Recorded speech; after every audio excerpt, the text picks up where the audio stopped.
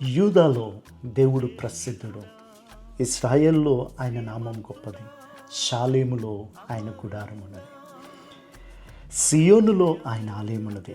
అక్కడ వీటి అగ్ని బాణములను, కేడుములను, కత్తులను, యుద్ధాయుధములను ఆయన విరగొట్టును.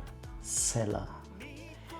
76వ కీర్తనలో 1-3 వచనాలు ఈ మాట రాయబడింది. నిజంగా ఈ కీర్తనలో దేవుడు నివసించు స్థలంలో దేవుడు చేయు కార్యాలు చెప్తున్నారు. అక్కడ వీటి అగ్ని బాణములను, కేడములను, కత్తులను, యుద్ధాయుధములను ఆయన విరగొట్టునంటున్నాడు. నిజంగా ఆయన యొక్క సన్నిధిలో మన వ్యతిరేకంగా రూపింపబడిన వీటన్నిటినీ కూడా దేవుడు లయము చేస్తాడో, నిర్మూలము చేసిన వాడై ఉన్నాడు. కావున ఆయన యొక్క సన్నిధి యొద్దకు మనం వెళ్ళటం మంచిది.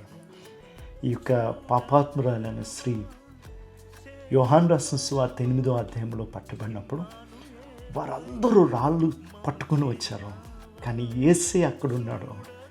ఆ యొక్క మరణము నుండి, ఆ ఎక్యుజేషన్ నుంచి దేవుడు ఆమెను విడుదల చేశాడు. అదే దేవుని యొక్క వాక్యం చెప్తుంది.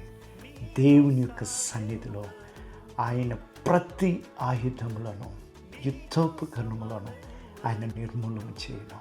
ఆమేన్.